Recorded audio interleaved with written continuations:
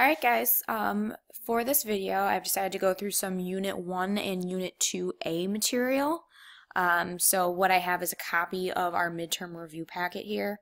So I'll scroll through. I'm not going to do every single problem, but I just decided to do a variety that I felt would be good to have in a video. So you can follow along in the packet with the ones I have circled. You'll notice I also included a homework problem from M-1 over here to go through because that was missed a lot in class when we went over it. Got a couple factoring problems. And then I actually also printed out our review packet from Unit 1, and I decided just to go through some exponent problems in there because I feel like that's where we tend to struggle. So toward the end of this video, I'll go strictly through these old exponent problems just to refresh your memory. Okay, so starting right at number 3 in our notes. First thing we're going to do is review some synthetic division. So I know I can do synthetic division in this problem because this divisor is a linear coefficient with a leading, or linear factor with a leading coefficient of 1. Okay, things to note: you need to make sure you account for any sort of missing terms in this, and that goes for long division as well. So I'm looking at this, I notice I don't have an x cubed, so I'll include a 0x cubed, and that looks good from there. What you do is you peel off the coefficients.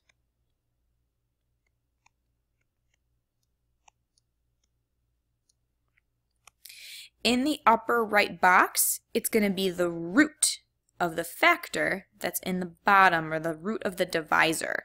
So if you set x plus 2 equal to 0, you'd get -2 as a root. So that's what goes in the upper right. Alright, so you bring down your first term, multiply by -2, that's -10, add going down, and the process just continues.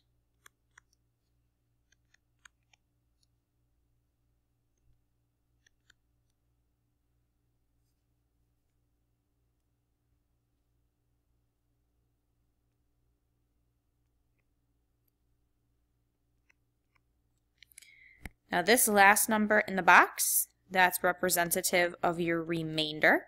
So if we had gotten 0, that would mean that x plus 2 is a factor of this, but in this case it isn't because we have a remainder. So x plus 2 does not divide evenly into that 4th degree polynomial.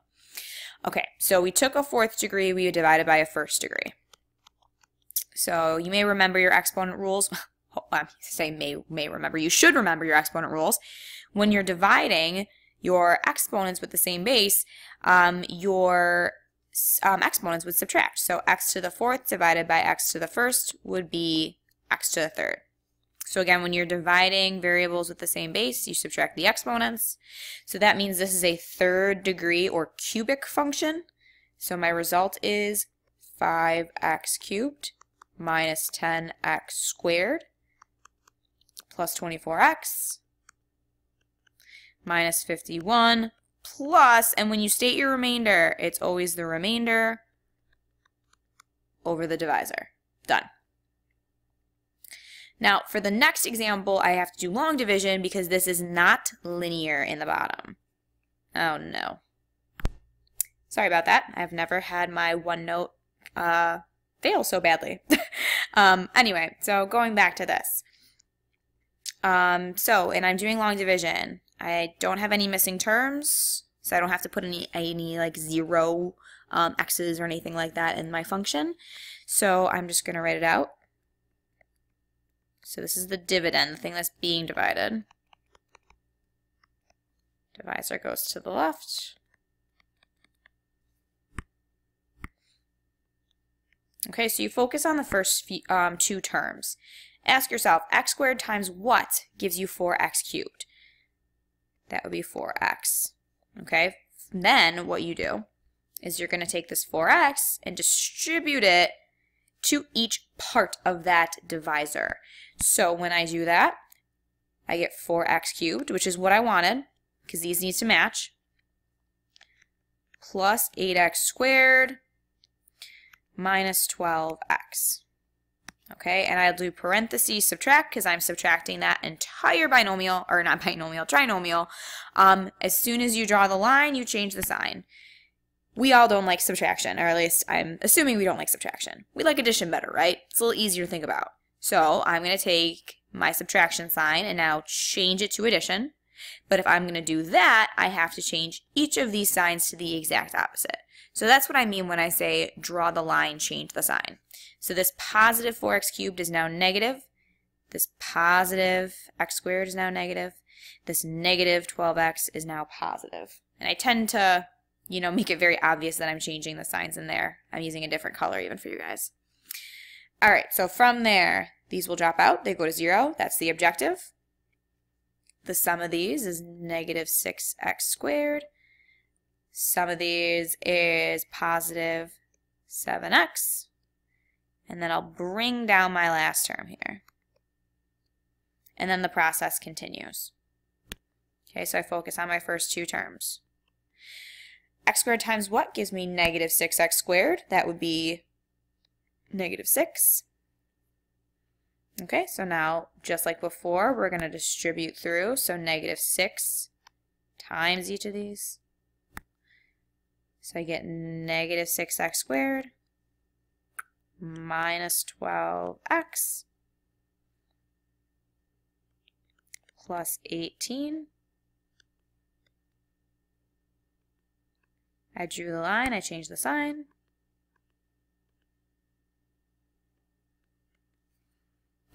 Okay, so these will again drop out. I get 19x minus 12. All right, and at that point, if you tried to start the process over, you can't take x squared and turn it into 19x. It's like x squared times what gives you 19x. I don't know, okay? So you're done. This is your remainder. So when I state my final answer, which I'll do it over here in pink, this is my quotient plus the remainder all over the divisor.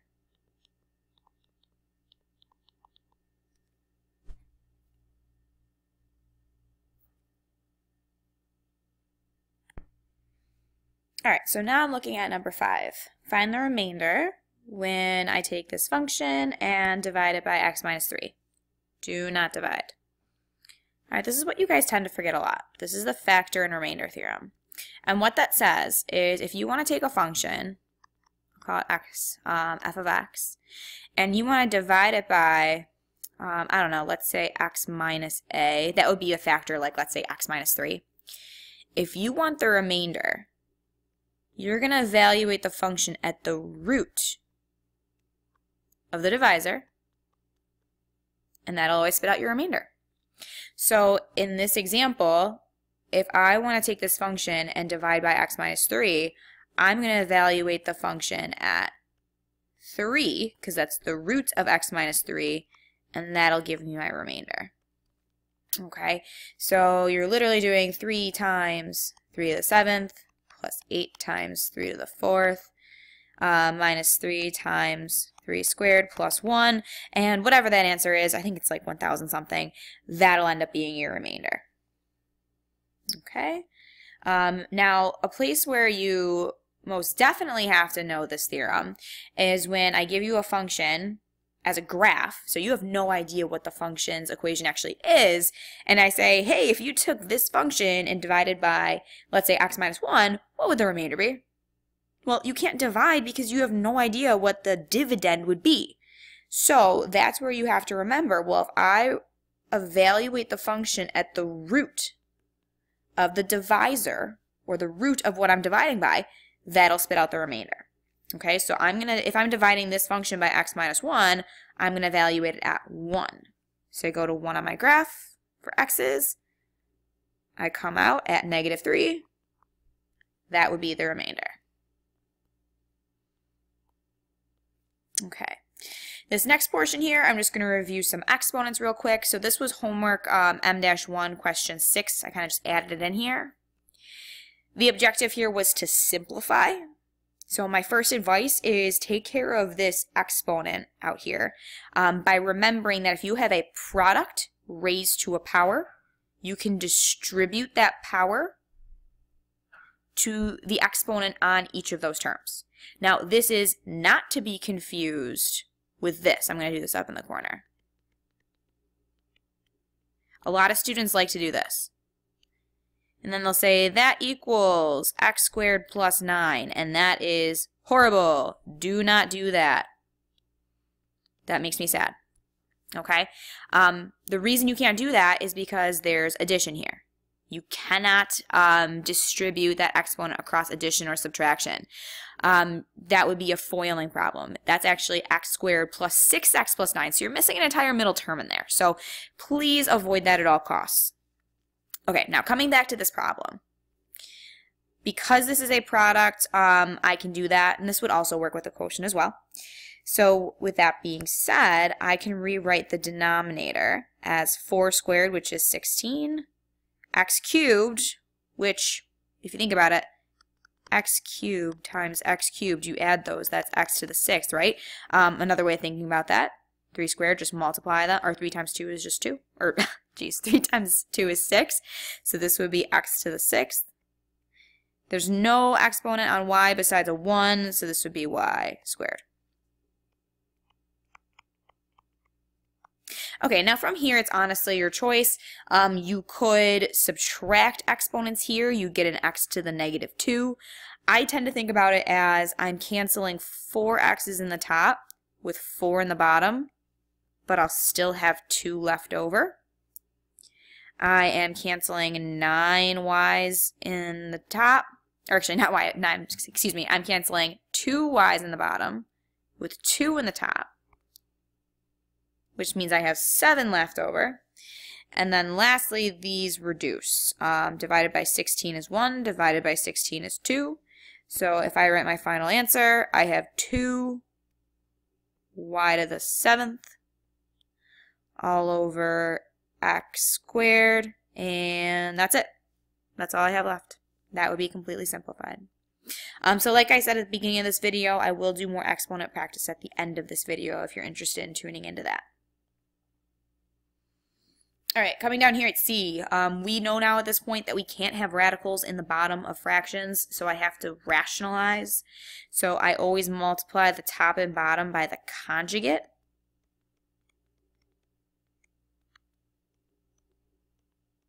Okay, if you just multiplied by radical 3, you wouldn't get rid of a radical. You'd create a 4 radical 3, and then you're in the same predicament you were to begin with. Okay, so this is why we always use the conjugate.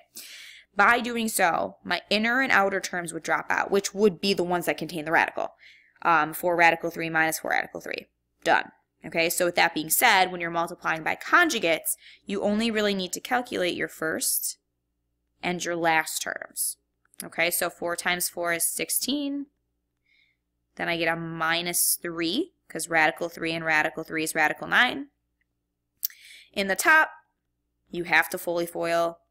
2 times 4 is 8, and so forth.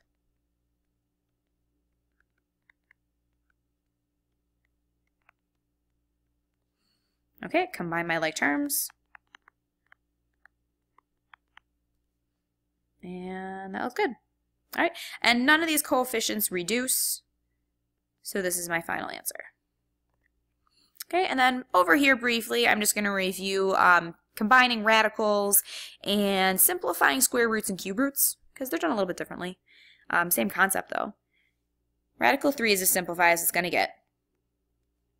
Now, when you're simplifying a cube root, you have to think what's the biggest perfect cube in the number, which remember your perfect cubes are 2 cubed, which is 8, 3 cubed, which is 27, 4 cubed is 64, 5 cubed is 125, and that's about as high as we really go. So, for example, 27 times 3 gives you 81. So I'm going to break this up into cube root of 27, cube root of 3. Okay, square roots. Biggest square root in 27 is 9. 9 times 3 gives you 27. And lastly, 5 cube root of 3 is as simplified as it's going to get. All right, so I'm just going to go through and simplify these one more time.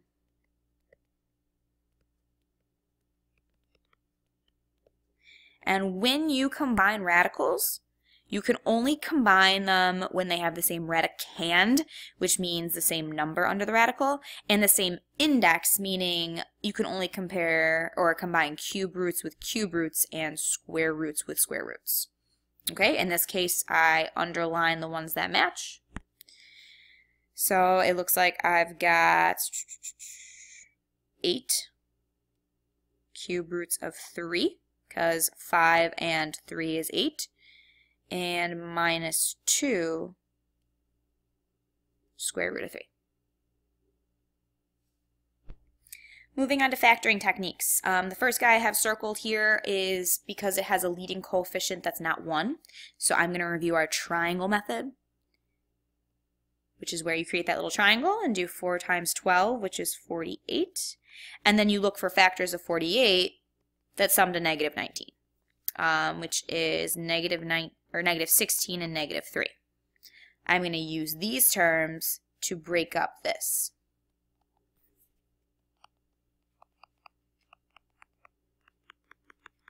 And from here you factor by group.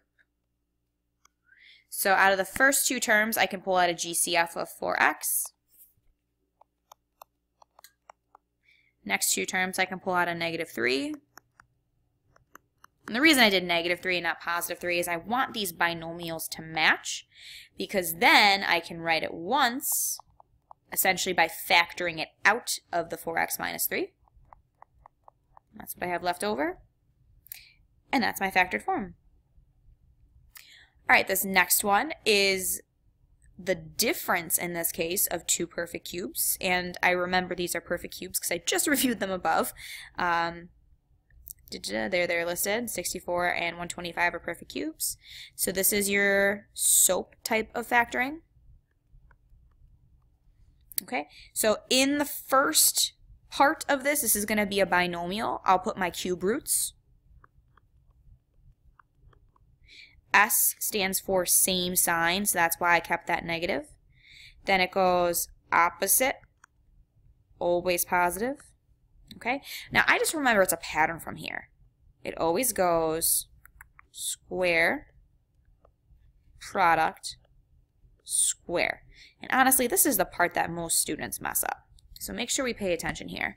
4x squared, because it's that cube root that I'm going to square, is going here, which is then 16x squared. Make sure you square that 4. Sometimes students forget that. The product would be 4x times 5, which is 20x. And the last square would be 5 squared from that cube root, which is 25. And that's completely factored. This last one I have circled here is very similar to this. I mean, if you saw this, you wouldn't think twice. You're like, all right, I'd break it up into factors. X times x is x squared. Factors of 27 that sum to negative 12 would be negative 9, negative 3. Okay, great. And you wouldn't think twice about that, hopefully. But whenever I have an x to the 4th and then an x squared, that kind of scares people. It's the same concept. It's just like you're bumped up a degree in your factoring. So think it through. What times what gives you x to the 4th? X squared. And that's what would create that middle term, having x squared as a variable. Factors of 27 that sum to negative 12. Again, it's the same as I just did above. And then from there, you can actually go further. This is a difference of 2 perfect squares. X plus 3, x minus 3, just like we've been doing since Algebra 1. And that is completely factored.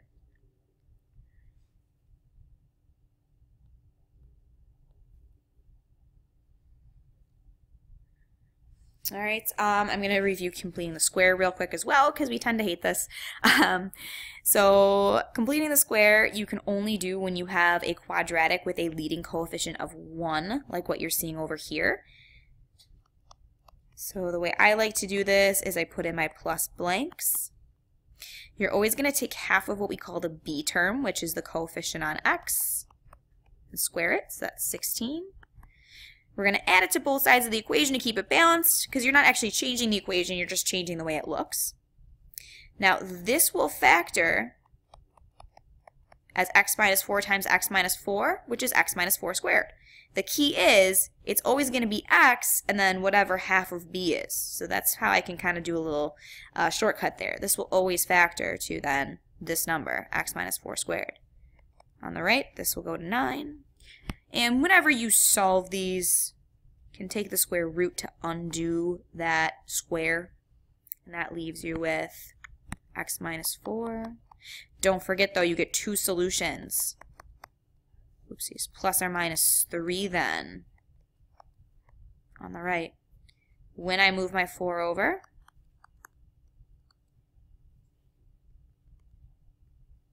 you branch off to two solutions. 4 plus 3 is 7. 4 minus 3 is 1. Okay, and that's how that works. Move this out of the way. Now, in the next guy, you actually have a leading coefficient of 2. All right, so a couple ways to do this. First way, divide everything by 2, which I think is the easier way.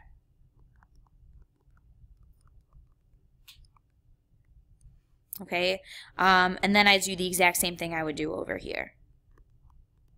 I'd move the constant over.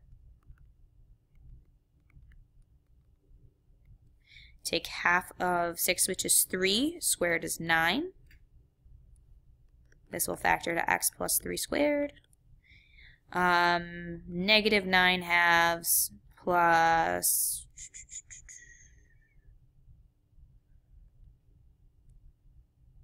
18 over 2. So I'm getting 9 over 2 over here. Let me just kind of clean this up a little bit. Should get 9 over 2 then on the right.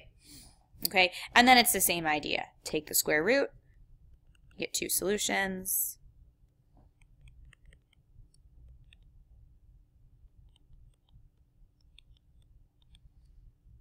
I'll move it over. I'll rewrite this as 3 radical 2 over 2 by rationalizing. Okay, so this would be your final answer. Now, technically, I can do this another way as well. So let me erase this real quick. Keep in mind that's still going to be my final answer. So I'll actually leave that there as like a reference. Another way to do this, which is how I complete the square in Unit 4 for parabolas, is I'll still move the 9 over, but I'll factor out the 2.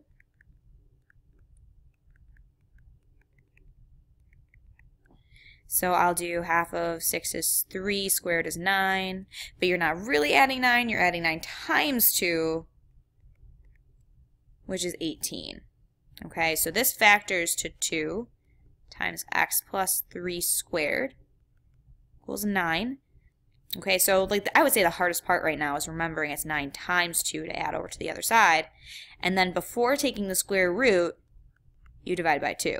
And then this should look familiar to how I just solved it. Take the square root, plus or minus, yada, yada, yada. You'll end up with the same exact answer. Okay, so either way, I think the first way I showed you is easier, but it is beneficial to know how to do this, I think, for when we get to Unit 4 and we're factoring parabolas to put them into vertex form. That's my 2 cents. Alright, so at that point, that's the end of Unit 2A, so I'm going to skip on over to the other review packet real quick, so hold on. Okay, so going through some things that I hadn't done yet, like looking at number 3, for example. I have a quotient raised to a power. I can distribute that power to each of those. So this would be 3 to the 5th. X to the 20th. I multiply those exponents. And then y to the 30th. Okay, and at this point I would actually figure out what y to the 5th is. For sake of video time I won't, but you can just plug that in your calculator.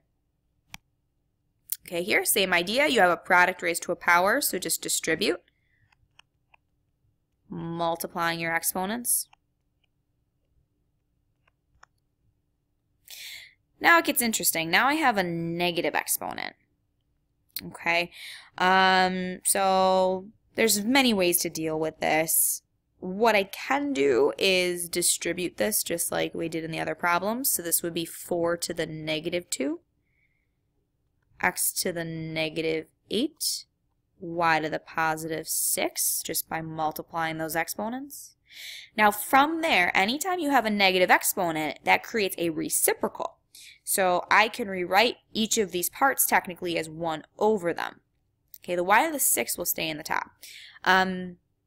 So yeah, they create reciprocals. Another way of thinking about it is if you have a negative exponent, this value is just going to move to the other side of the fraction line. So if you want to put this over 1 to think about it that way, which is kind of mentally what I do, you're going to take this 4 to the negative 2 and move it to the other side to make it a positive 4 squared.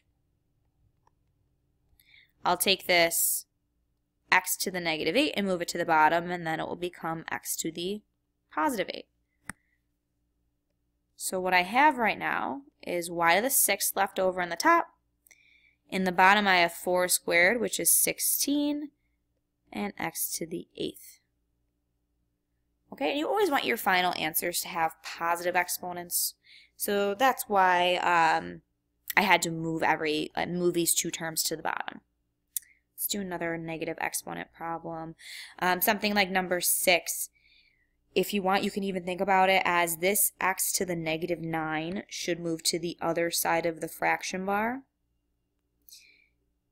This x to the negative 4 can move to the other side of the fraction bar. And whenever I move them to the other side of the fraction bar, notice how their exponents become positive.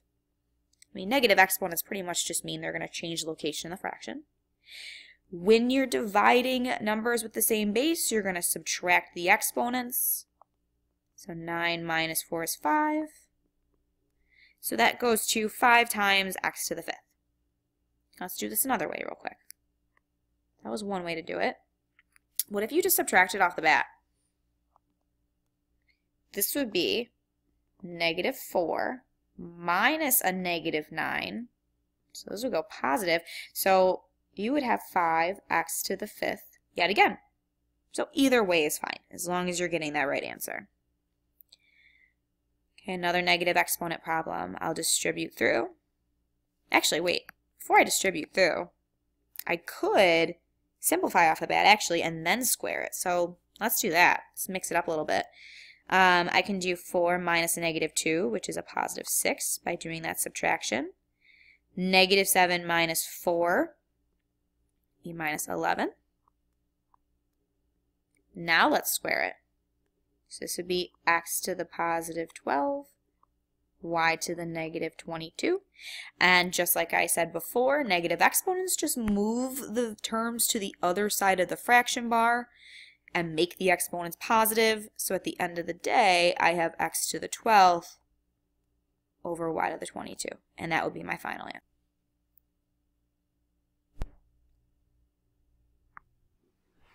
While I've been videoing, Harley's been listening. He says good luck studying. Right, Harley? You say good luck to them? Yep.